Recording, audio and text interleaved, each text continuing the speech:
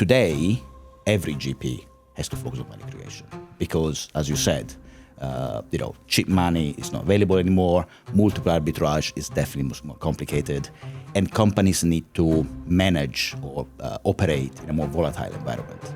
And therefore, companies need to be better at the way they operate to generate returns, to generate 2x and more returns. You need to be able to take a company from A to Z with quite a bit of a journey through that. We, as I mentioned before, we are a growth investor, and therefore most of our effort is really in driving growth for our portfolio companies. And that does mean commercial excellence, it means investing in sales teams, it means investing in marketing, it means building capacity if needed, so that the companies continue to grow. One of our co-managing partners, Deepak Patel, always says that it's better to drive one incremental point of growth than one incremental point of EBITDA margin. And that's the mantra that we use inside the firm. For the last 30 years, private equity has been an increasingly popular destination for both institutional and also high net worth capital, and its reach has extended across multiple industries globally.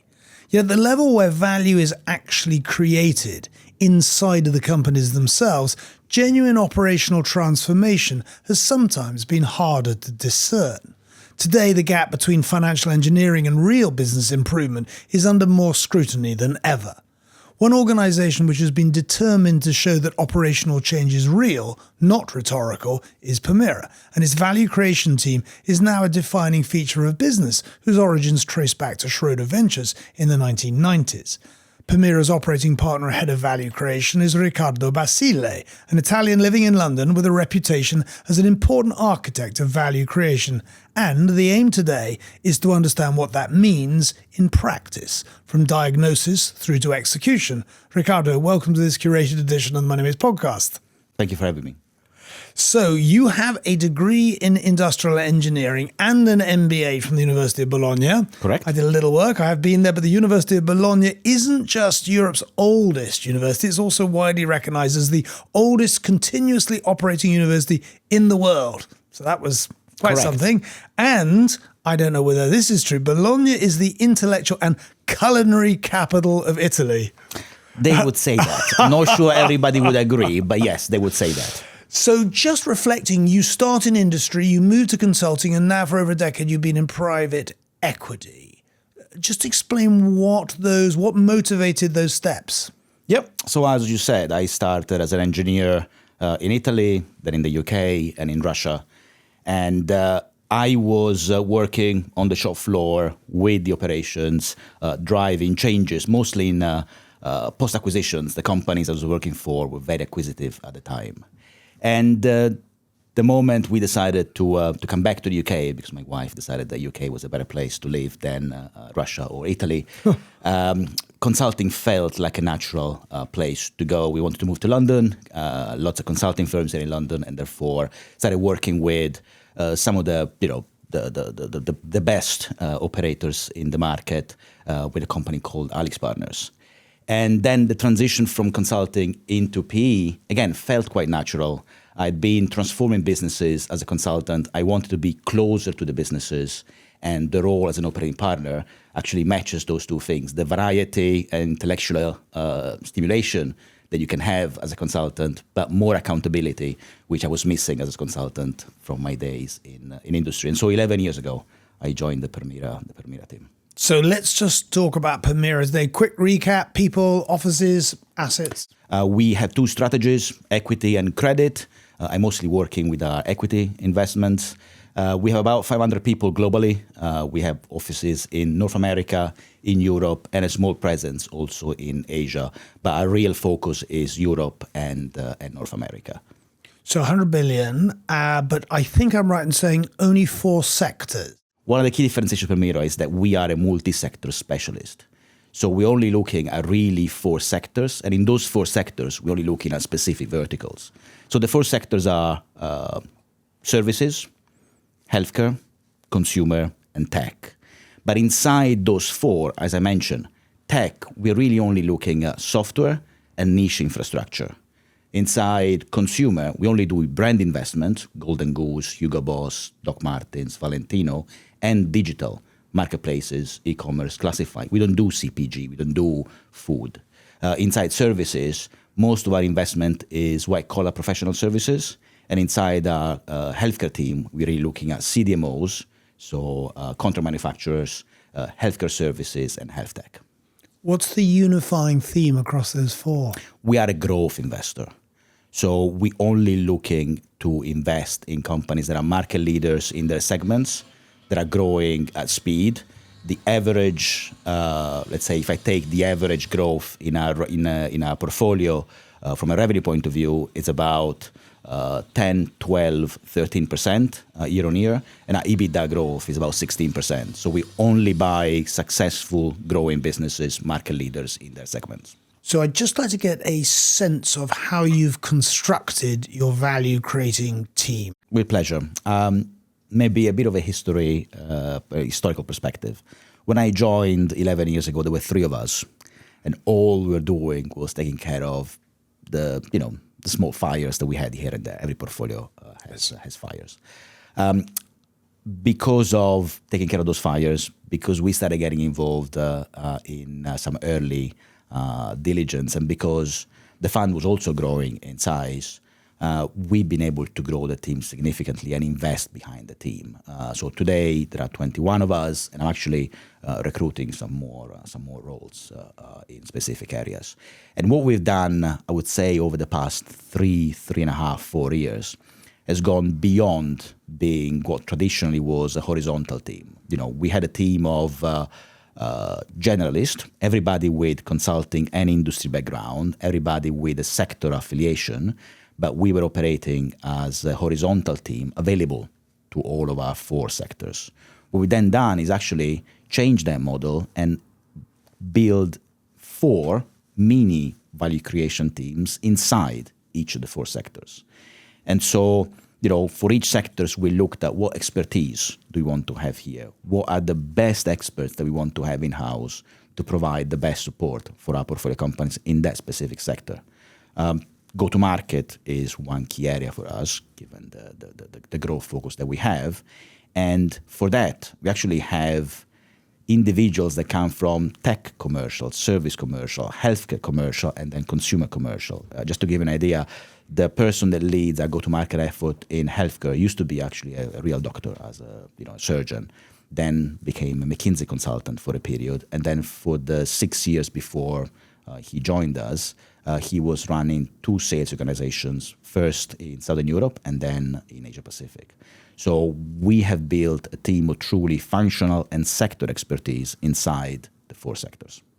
So let's just talk about PE and the extent to which it's changing. I think there is a profound shift going on. We all know about the blockages in exits. We know about the fact that the older model has evolved into something else. And this term that I've been becoming familiar with as I prepared for this interview is about value creation. So operational intensity, commercial acumen, the ability to rewire organizations.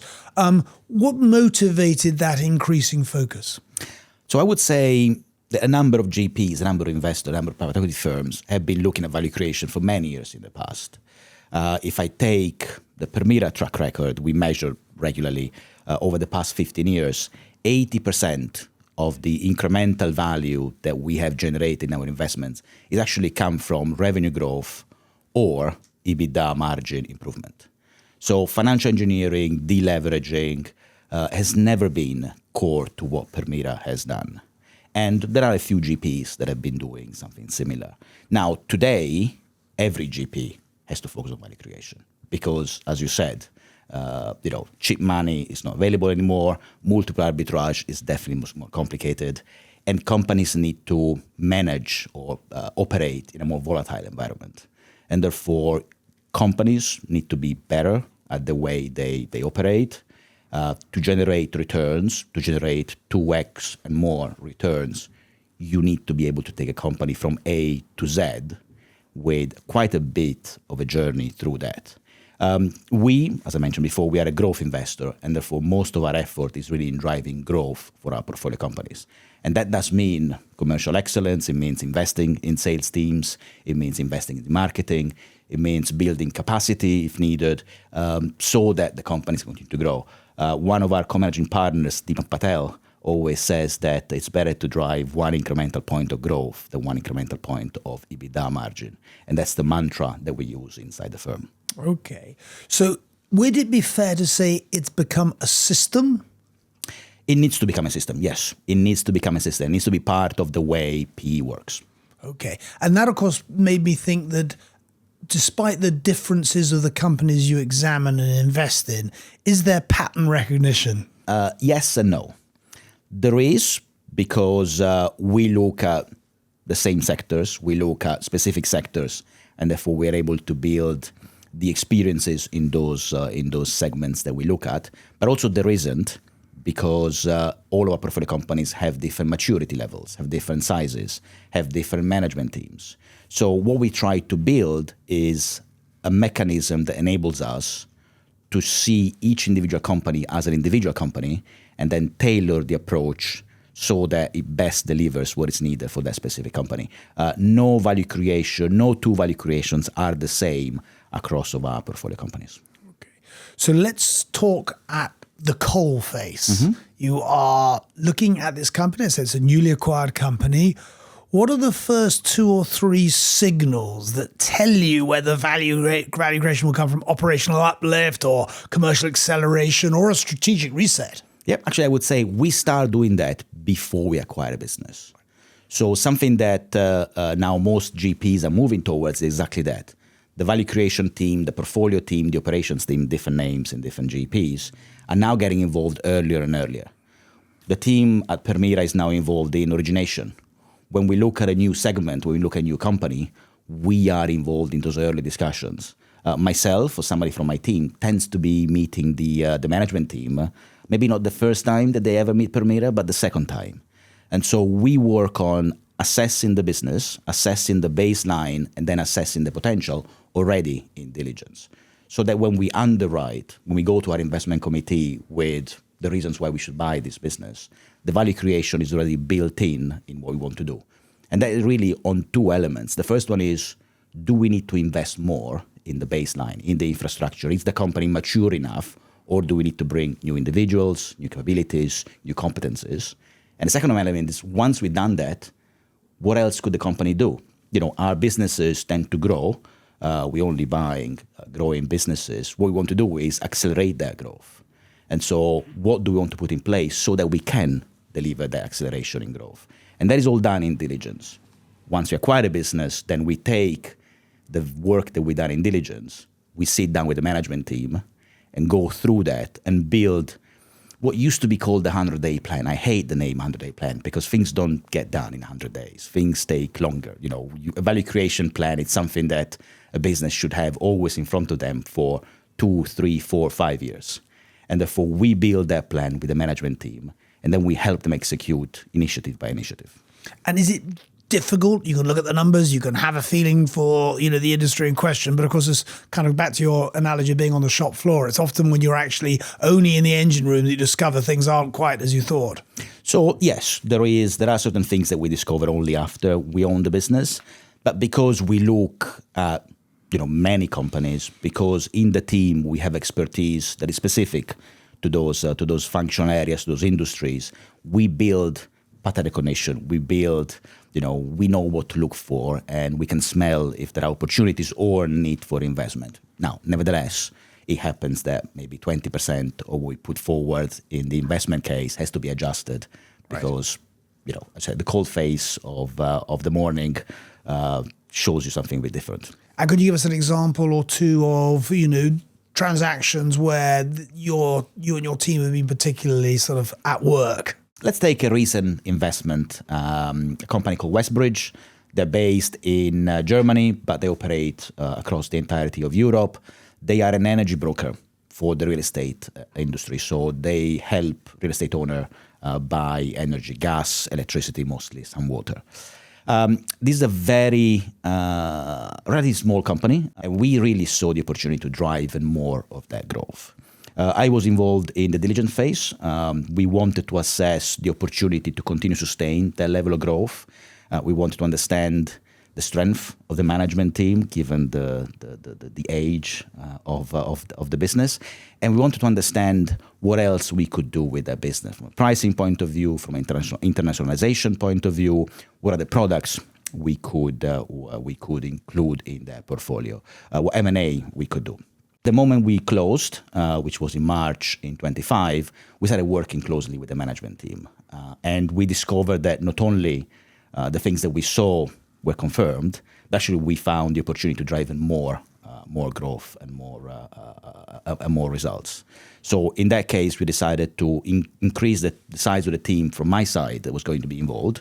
And so today, in addition to me helping them with the overall strategy, we brought in one person to look at their technology infrastructure.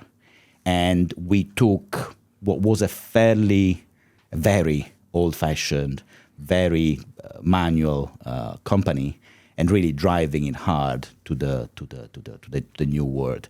The business, until our investment, was really operating on Excel and emails.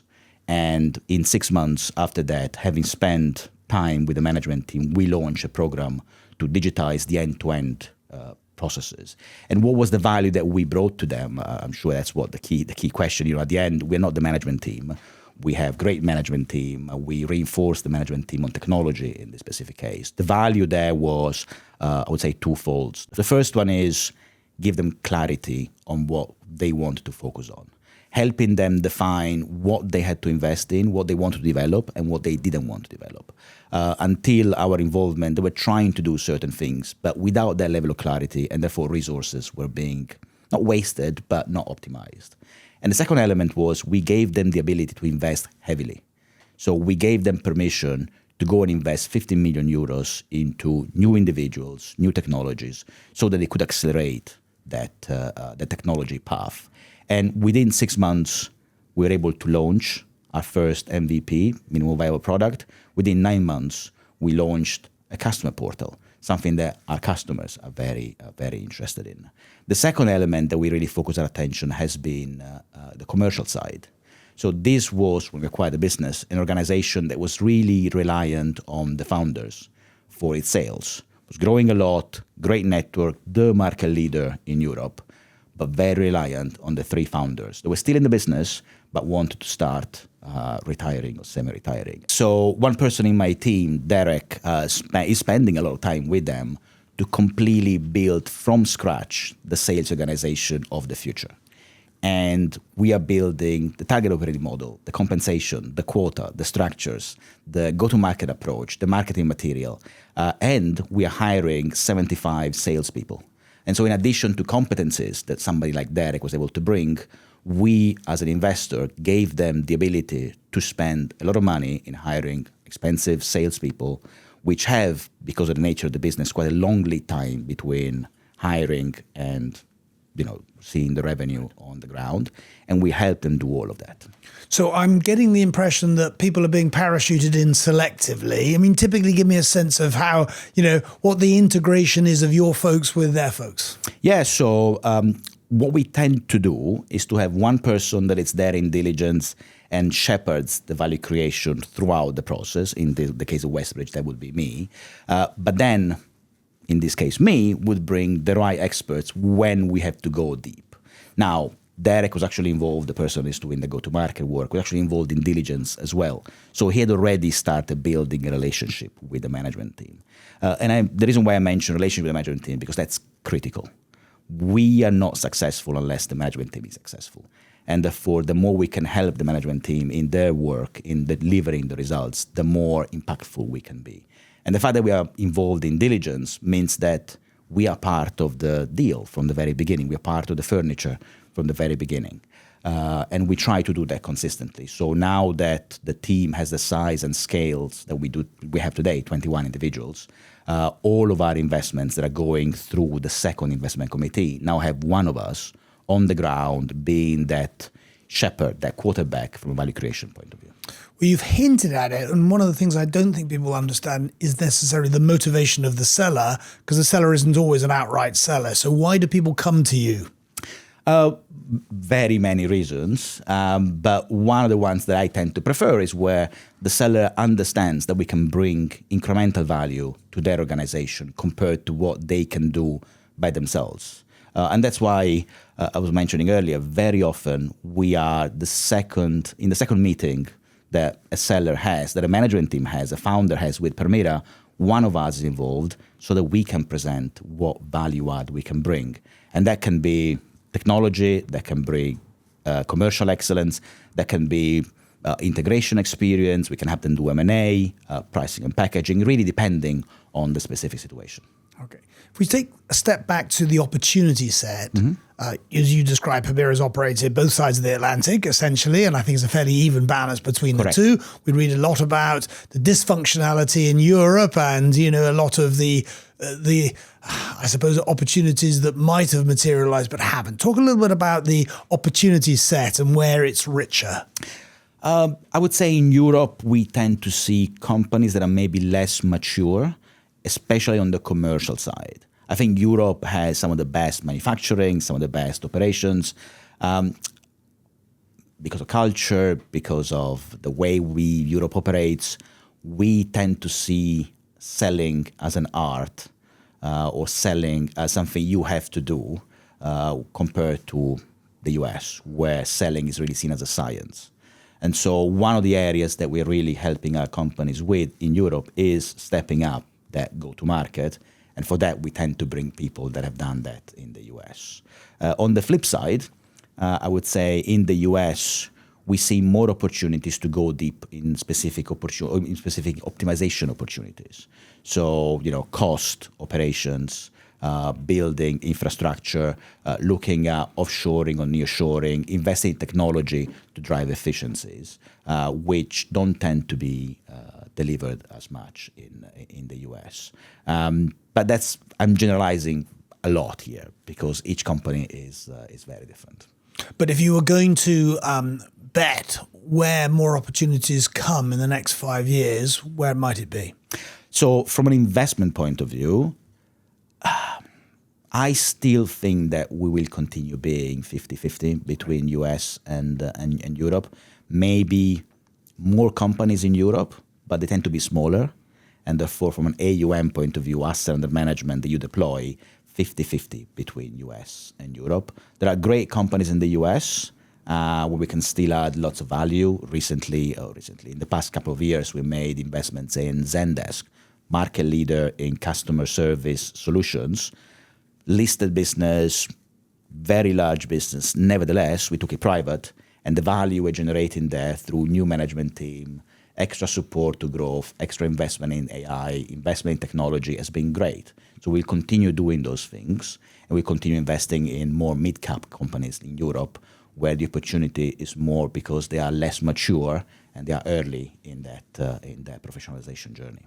So let's walk on through that value creation towards a later time where the execution has, hopefully materialized in the right outcomes.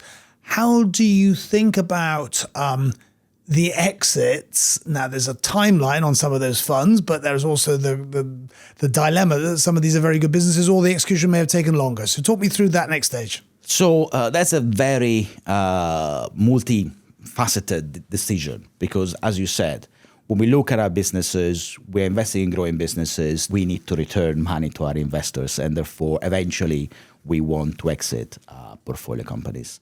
When we take a decision to exit a business, we consider both the specific situations of the portfolio companies. Have they delivered, the optimal growth rate that we want to deliver? But also, we need to take into consideration how is our fund performing overall. And therefore, on a yearly basis, we look at which portfolio companies should we consider to exit in the next 12, 18, 24 months. If we decide that a portfolio company should be exited in, let's say, 12 months or 18 months, then we start putting in place a number of initiatives to prepare the exit process. Now, that doesn't mean that we haven't really been pushing the value creation until then. Value creation is, as I mentioned before, a constant process. We always had driving value. We're always driving initiatives, whether because they are still not complete or because we added them halfway through our investment. But the process of exiting requires it's preparing the story that we want to tell the potential new buyers. And so my team gets quite involved in the exit process. We help the management team prepare what we call the exit value creation, which is practically, it's our letter to the new investors about what we would do if we were to keep that business. Our exits in the past 12 months have been very successful. We've exited over 12 billion euros, including our co-investors, also because we've been able to present the new investors about what we were doing on technology and how that, in our opinion, was going to be value add for the companies going forward. Now, the problem of big organizations is they get beset by matrices of responsibility. Now, you have partners who might bring the deal along. You are involved in some, not all of them. At the end, when you're analyzing the results and the contributions, how do you manage to weight contributions? I don't like to do it. And the reason is because otherwise you start counting, beans instead of looking at the overall success of the investment or not. It's very difficult to say whether this was the management success, whether it was the investment team success, whether the value creation team. It's easy to do it individually. Maybe, yes, somebody in my team got involved and we took cost out by 10 million, or the management team was brilliant and was able to deliver X. But a company is an organism that requires every piece to work correctly. And therefore, I don't tend to like to start apportioning benefits or, to start apportioning value or blame to the individual parts of the three constituents that work together. The management team is clearly driving the bus in this case. We are helping them to drive that.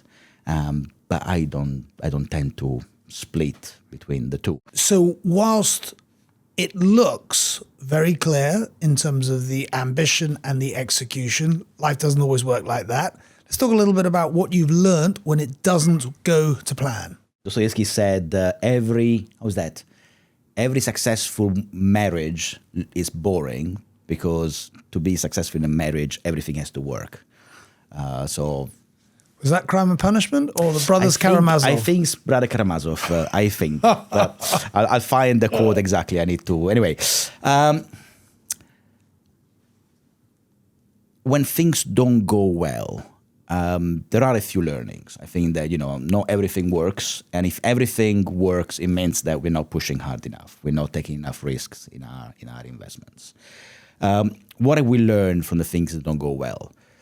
The first one is that the volatility of the macro has a big impact. And clearly, the last 6 years have created incremental volatility compared to the previous 10, 15. And businesses that maybe felt resilient pre-COVID, they were not as resilient as they are today. Now, we've also been surprised on the positive side. We have portfolio companies where we felt when inflation came in or where, the war in Ukraine or the war in Iran started, that could be more affected. So we've been positive surprised, but overall, macro has been one of the reasons why we have had some challenges in the past. So as you've reviewed these businesses, in your experience, is there one particular lever of value creation that stands out above all the others? I'm not sure. I would say M&A tends to be a lever that works in most cases. I would say focusing on go-to-market and investing in the sales organization tends to work in most cases. If there are the opportunities to invest in technology, depending clearly on the sector, that tends to work, especially today. But to say that there is one thing that is always work and that will always work is very difficult to. Now, I do know that you've described a German company that you acquired as pan-European. You're an Italian. You're operating in all these different theatres. To what extent do you need locals or local speakers to affect change, particularly if you're talking about mid-cap businesses? We do need that in certain situations. I would say most of our companies are international. They are based in in Germany, in Italy, in France, but they tend to have an international audience. Very often we help them grow their international audience. But some management teams can need or require a bit more of a local flavor. We have a company in Italy called Gruppo Florence. The company is truly international. They ship everywhere Chanel sells, everywhere Dior sells, but it's really an Italian company. In that case, the entire investment team and the entire value creation team is actually Italian speakers because it would be more complicated. They do speak English, but it's more complicated. Now, the key element, though, is that we see the geographical lens as a secondary lens. Our main lens at Permira for investment, for the value creation, is actually the sector.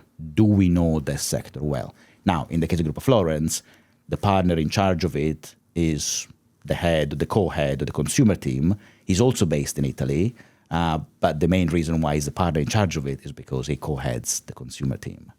So sector first, language second. So I got the impression when I was looking at your materials that you haven't, as an organization, appeared to have as much difficulty in the sales as the industry generally has. Is that fair? And talk a little bit about this, because the sale can be a sale to another entity or it can be a listing, and traditionally we learned a lot about listings. Just give me a lens on what is happening at the exits and how you think about what works best.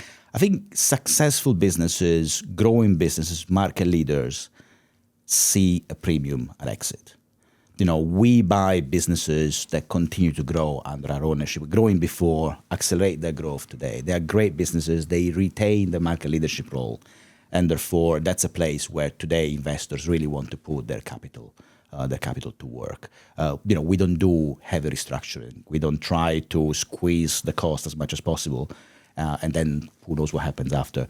So because you buy quality, because we want to make a great business even greater, you are selling even more quality at exit. And therefore, we see that in our exit processes.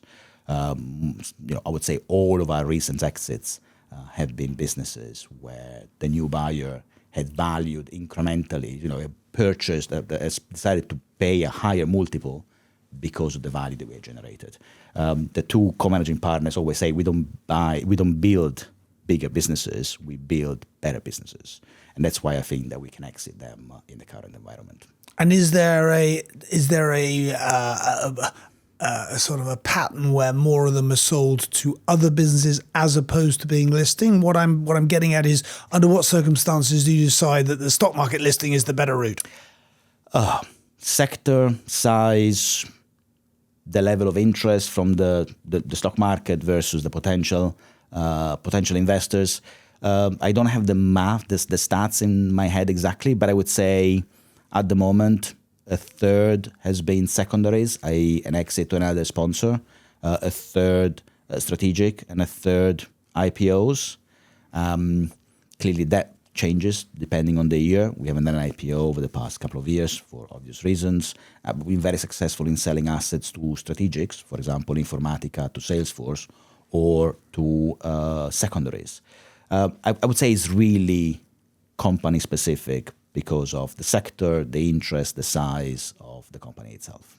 Well, we talked about the whole engineering process that takes place. The question I hadn't asked you is the identification of the targets. Mm-hmm. I mean, not everybody's knocking at your door every week saying we want to talk to you. So talk me a little bit through how you identify and start that conversation. Yeah, so as I mentioned very early on, we are sector focused. We really want to be sector insiders.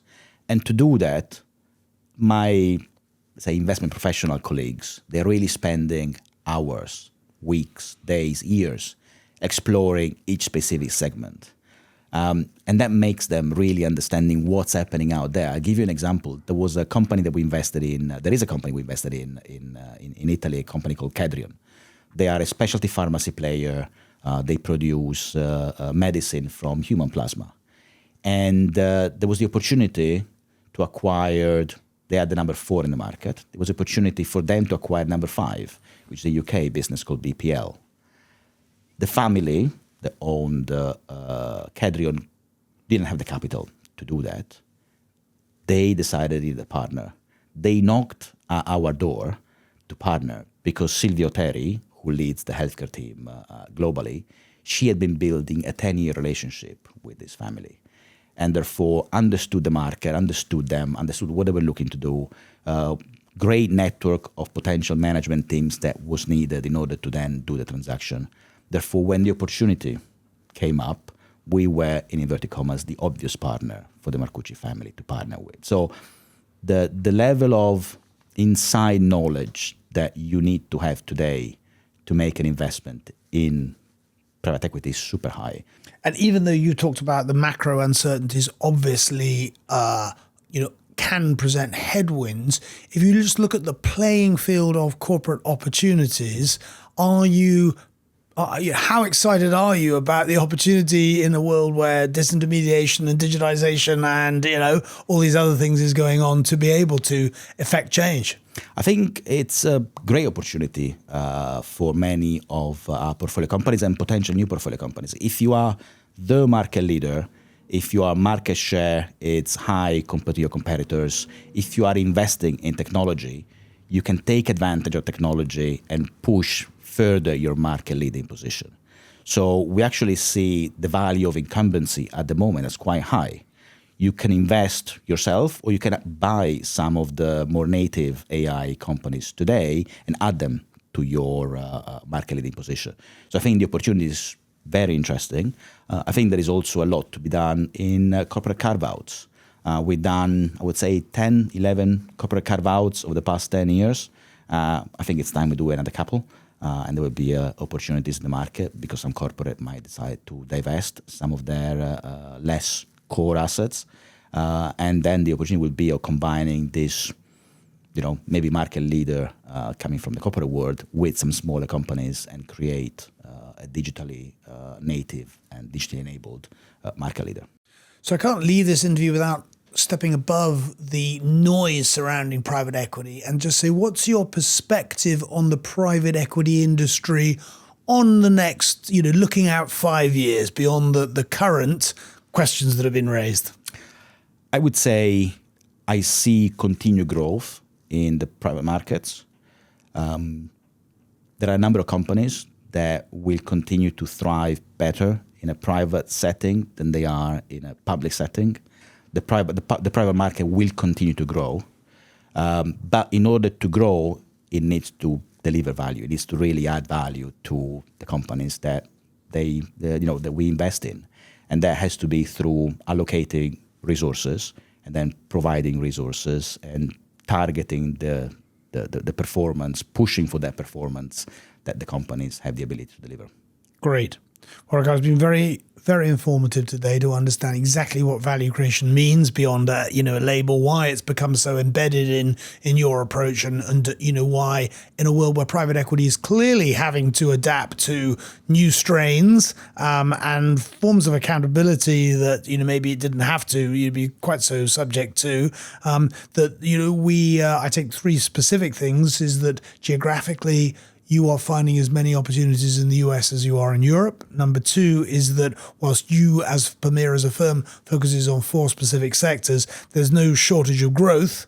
And number 3 is that, private companies are not just here to stay, they are going to, for some, just be a better place than the public market. So the coexistence, will continue.